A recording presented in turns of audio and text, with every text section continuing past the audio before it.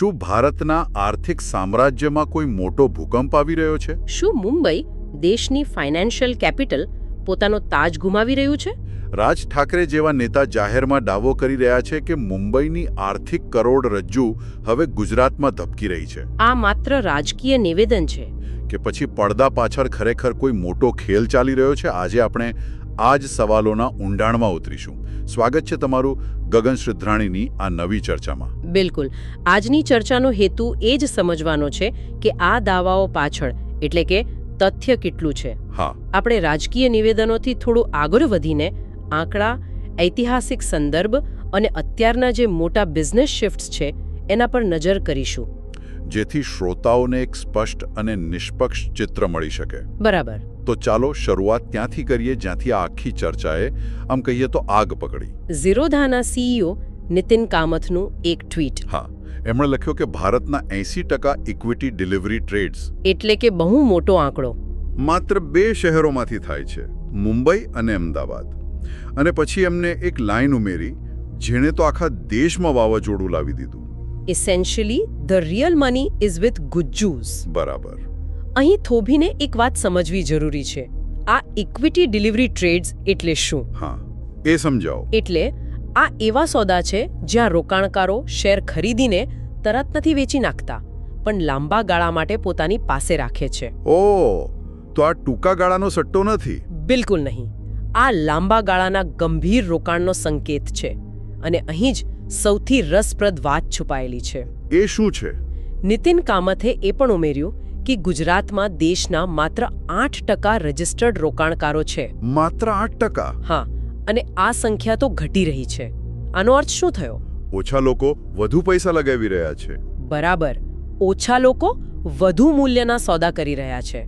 આ સામાન્ય retail investment નથી, આ મોટા અને ગંભીર મૂડીરોકાણનો સંકેત છે. અને આ ટ્વીટ પર લોકોની પ્રતિક્રિયાઓ પણ જબરદસ્ત હતી. બહુ જ રસપ્રદ.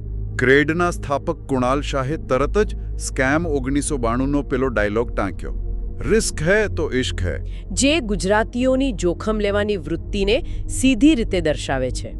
અને કોઈન TCXએ તો મજાકમાં કહ્યું કે બીજા બાળકો A ફોર એપલ શીખે છે, પણ ગુજરાતી બાળકો A for absolute return, B for blue chip tokens અને D ફોર દલાલ સ્ટ્રીટ શીખે છે. હા હા. પણ આ મજાકમાં એક બહુ ઊંડી વાત છુપાયેલી છે. શું? આ દર્શાવે છે કે ફાઇનાન્સ અને બિઝનેસની સમજ ગુજરાતી સંસ્કૃતિમાં કેટલી ઊંડે સુધી વણાયેલી છે. જો તમને પણ આ રિસ્ક અને રિટર્નની રમત પાછળની સાચી કહાણી જાણવામાં રસ પડ્યો હોય તો અમારા આ પ્રયાસને એક લાઇક તો ચોક્કસ કરજો. અને અમારી ચેનલને સબસ્ક્રાઇબ કરવાનું ભૂલતા નહીં. ચાલો હવે આનાથી પણ મોટા આંકડાઓ પર જઈએ. બિલકુલ. અને આ વાત માત્ર શેર બજાર પૂરતી સીમિત નથી. Okay, let's unpack this. એક ચોંકાવનારો આંકડો જે સામે આવ્યો છે એ છે કે ભારતના કુલ અબજોપતિઓમાંથી 50%થી વધુ એટલે કે 191માંથી 108 માત્ર ગુજરાતમાંથી આવે છે. અને આ ત્યારે છે જ્યારે ગુજરાતની વસ્તી દેશમાં માત્ર 5% છે. અકલ્પનીય છે. આ માત્ર સંયોગ તો ન જોઈ શકે? ના, આ બિલકુલ સંયોગ નથી. આનું મૂળ આમ જુઓ તો એમની સંસ્કૃતિમાં તો છે જ. પેઢીઓથી ચાલતું આવ્યું છે. હા, પેઢીઓથી. પણ એક કહેવત છે ને, નોકરી તો ગરીબો કા ધંધા છે.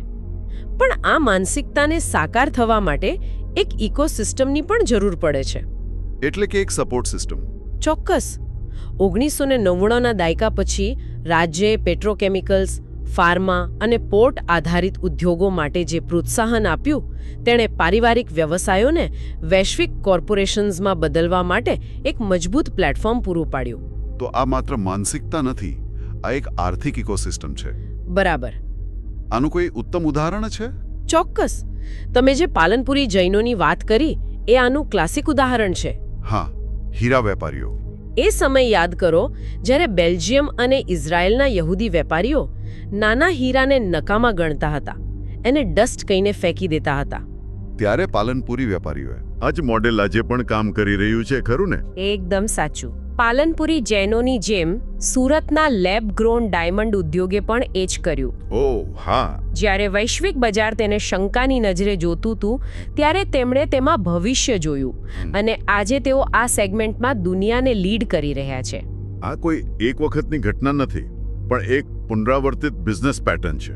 અહીં ગગનભાઈએ જે રીતે આ વિષયને રજૂ કર્યો છે તે સ્પષ્ટ કરે છે કે આ માત્ર પૈસાની નહીં પણ દૃષ્ટિ અને સાહસની પણ રમત છે. અને હવે આ જ સાહસિકતા અને બિઝનેસની લડાઈ એક મોટા યુદ્ધના મેદાનમાં પહોંચી છે, મહારાષ્ટ્ર વિરુદ્ધ ગુજરાત. બરાબર. છેલ્લા કેટલાક વર્ષોમાં મહારાષ્ટ્રમાંથી લગભગ 1.8 લાખ કરોડના મોટા પ્રોજેક્ટ્સ ગુજરાતમાં શિફ્ટ થયા છે. 1.8 લાખ કરોડ? આ કોઈ નાની રકમ નથી. અને આના કારણે જ રાજકીય ગરમાવો ચરમસીમાએ છે. અને આમાં 2 પ્રોજેક્ટ મુખ્ય છે જેણે સૌથી વધુ વિવાદ ઊભો કર્યો. પહેલો, વેદાંતા ફોક્સકોનનો. હા, 1.5 લાખ કરોડ રૂપિયાનો સેમિકન્ડક્ટર પ્લાન્ટ એ પુણે પાસે તલેગામમાં આવવાનો હતો, પણ છેલ્લી ઘડીએ ધોલેરા ગુજરાત જતો રહ્યો. અને બીજો ટાટા એરબસનો 22,000 કરોડનો એરક્રાફ્ટ મેન્યુફેક્ચરિંગ પ્રોજેક્ટ એ નાગપુરમાં આવવાનો હતો પણ વડોદરા પહોંચી ગયો. અહીંથી જ રાજકારણ શરૂ થાય છે. બિલકુલ. મહારાષ્ટ્રમાં વિપક્ષનો આરોપ છે કે કેન્દ્ર સરકારના દબાણને કારણે આ પ્રોજેક્ટ્સ ગુજરાતમાં લઈ જવામાં આવી રહ્યા છે. ખાસ કરીને કારણ કે ગુજરાતમાં ચૂંટણીઓ હતી. જ્યારે તત્કાલીન સરકારે આને માત્ર કમર્શિયલ ડિસિઝન ગણાવ્યું, કહ્યું કે ગુજરાત વધુ સારા ઇન્સેન્ટિવ્સ આપી રહ્યું હતું. જો કે આ કોઈ નવી લડાઈ નથી. આ સંઘર્ષના મૂળિયા ઇતિહાસમાં છે. 1960માં? હા, 1960માં જ્યારે બોમ્બે સ્ટેટમાંથી મહારાષ્ટ્ર અને ગુજરાત અલગ થયા ત્યારે સૌથી મોટો વિવાદ મુંબઈને લઈને હતો. ઓકે.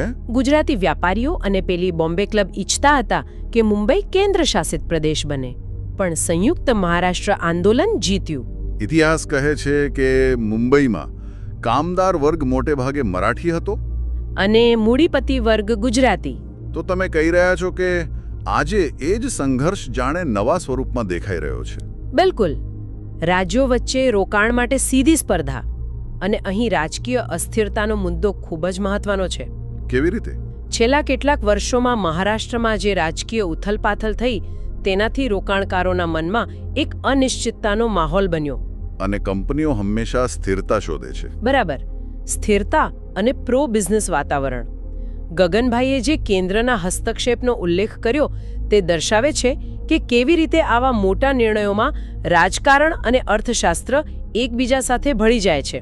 જો એમ લાગતું હોય કે બિઝનેસના નિર્ણયોમાં રાજનીતિ નહીં પણ પોલિસીની સ્થિરતા વધુ મહત્વની છે, તો આ વાત સાથે સંમતિ દર્શાવવા અમારા ચેનલને સબસ્ક્રાઇબ કરવાનું ભૂલતા નહીં. ચાલો હવે આ લડાઈના નવા મોરચાઓ પર નજર કરીએ. હા, આ લડાઈ હવે 2 નવા અત્યંત મહત્વપૂર્ણ ક્ષેત્રોમાં પહોંચી ગઈ છે જે મુંબઈની ઓળખ સાથે સીધા જોડાયેલા છે. પહેલું છે હીરા ઉદ્યોગ. બરાબર. સુરત, જે વિશ્વના 90%થી વધુ હીરા પોલિશ કરે છે, તેણે હવે ટ્રેડિંગમાં પણ મુંબઈને પડકાર ફેંક્યો છે. સુરત ડાયમંડ બોર્ડ્સ બનાવીને? હા, મુંબઈના ભારત ડાયમંડ બોર્ડ્સને સીધો પડકાર. એસડીબીએ તો ત્યાં સુધી ઓફર કરી કે જે વેપારીઓ મુંબઈથી પોતાની ઓફિસ સંપૂર્ણપણે સુરત શિફ્ટ કરશે તેમને 1 વર્ષનું મેન્ટેનન્સ ફ્રી આપવામાં આવશે. પણ અહીંયા એક ટ્વિસ્ટ છે. આ શિફ્ટ એટલું સરળ નથી. મુંબઈ પાસે એક એવું ઇકોસિસ્ટમ છે જે વર્ષોથી બન્યું છે. ગ્લોબલ કનેક્ટિવિટી, આંતરરાષ્ટ્રીય ફ્લાઇટ્સ, મોટી બેંકોના હેડક્વાર્ટર્સ અને ફાઇનાન્સ લોનના નિષ્ણાતો, આ બધું સુરતમાં રાતોરાત ઊંઘું કરવું મુશ્કેલ છે. આનું સૌથી મોટું ઉદાહરણ તો એસડીબીના ચેરમેન પોતે છે, ખરું ને? બરાબર. વલ્લભભાઈ લાખાણીની પોતાની કંપની કિરણ જેમ્સે સુરત ગયા પછી ફરીથી મુંબઈમાં ઓફિસ શરૂ કરવી પડી. આ દર્શાવે છે કે મુંબઈનું મહત્વ હજુ પણ અકબંધ છે. પણ સુરતની મહત્વાકાંક્ષા ઓછી નથી. આ એક લાંબી લડાઈ છે. પણ ખબર છે, હીરા ઉદ્યોગ કરતાં પણ મોટો ખતરો જે મુંબઈ પર મંડરાઈ રહ્યો છે તે છે ગિફ્ટ સિટી. ઓહ હા. ગુજરાતે ગાંધીનગર પાસે મુંબઈના બીકેસીનો એક એવો વિકલ્પ તૈયાર કરી દીધો છે જેને કેન્દ્ર સરકારે ભારતનું પ્રથમ international financial services centre IFSC જાહેર કર્યું છે.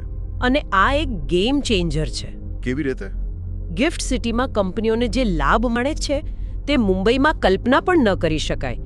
10 વર્ષ માટે 100% ટેક્સમાં છૂટ, સિક્યોરિટીઝ ટ્રાન્ઝેક્શન ટેક્સ અને કોમોડિટીઝ ટ્રાન્ઝેક્શન ટેક્સમાંથી મુક્તિ, અને અત્યંત સસ્તું અને વર્લ્ડ ક્લાસ ઇન્ફ્રાસ્ટ્રક્ચર. પણ સૌથી મોટો ફરક રેગ્યુલેશનનો છે. એ કેવી રીતે? મુંબઈમાં આરબીઆઈ, સેબી, IRDA જેવા અલગ અલગ રેગ્યુલેટર છે, જ્યારે ગિફ્ટ સિટીમાં એક જ યુનિફાઈડ રેગ્યુલેટર છે, IFSCA. ઓકે, એટલે વિદેશી કંપનીઓ માટે કામ કરવું ખૂબ જ સરળ બની જાય. એકદમ. આ કારણે જ હવે એરક્રાફ્ટ લીઝિંગ, બુલિયન એક્સચેન્જ અને ગ્લોબલ ડેરિવેટિવ ટ્રેડિંગ જેવા બિઝનેસ જે પહેલા દુબઈ કે સિંગાપુરમાં થતા હતા, તે હવે GF સિટીમાં થઈ રહ્યા છે.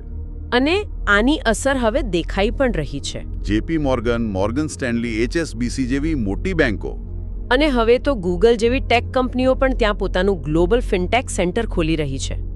ગ્લોબલ ફાઇનાન્શિયલ સેન્ટર્સ ઇન્ડેક્સમાં પણ GF સિટી ઝડપથી ઉપર આવી રહ્યું છે.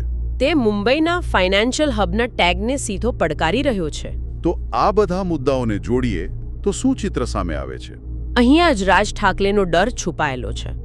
એક તરફ ગુજરાતી સમુદાયનું આર્થિક વર્ચસ્વ, જે શેર બજારથી લઈને અબજોપતિઓની યાદી સુધી દેખાય છે. બીજી તરફ મહારાષ્ટ્રમાંથી મોટા પ્રોજેક્ટ્સનું ગુજરાત તરફ સ્થળાંતરણ. અને ત્રીજું, GF સિટી જેવો મહત્વાકાંક્ષી પ્રોજેક્ટ, જે મુંબઈના ફાઇનાન્શિયલ તાજને સીધો પડકાર આપી રહ્યો છે. જો કે આપણે આંકડાઓને પણ ધ્યાનમાં રાખવા પડશે. બરાબર. આજે પણ મહારાષ્ટ્રનો GSDP એટલે કે gross state domestic product Gujarat કરતાં લગભગ બમણો છે. અને FDIમાં પણ તે દેશમાં અગ્રેસર છે. પણ અહીં જોવાની વાત ગતિ છે, સ્પીડ. ગુજરાતની ગતિ ખૂબ જ ઝડપી છે. ખાસ કરીને નિકાસમાં. હા, નિકાસમાં ગુજરાત દેશમાં નંબર 1 છે, જે દેશના કુલ એક્સપોર્ટનો લગભગ 33% હિસ્સો ધરાવે છે. એટલે આ સ્પર્ધા મુંબઈના એકચક્રી શાસનને પડકારી રહી છે.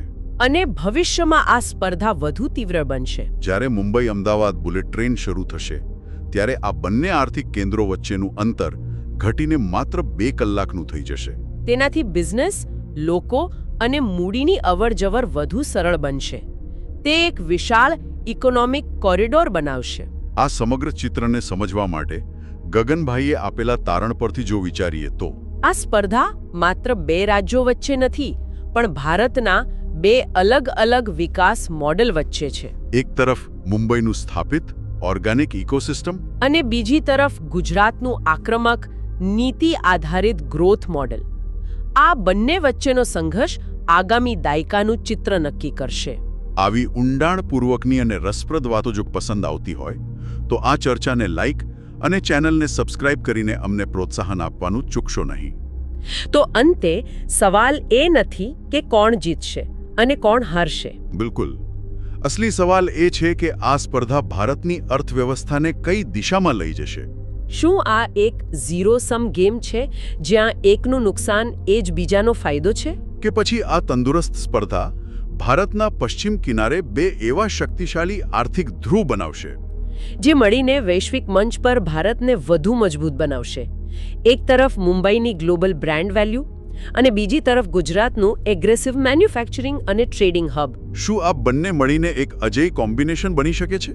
આ પ્રશ્ન ભવિષ્યના ગર્ભમાં છુપાયેલો છે. આ વિચાર સાથે અમે આજની ચર્ચાને અહીં સમાપ્ત કરીએ છીએ. ગગન શ્રીધરણીની આ નવી ચર્ચા સાંભળવા બદલ આપ સૌનો ખૂબ ખૂબ આભાર.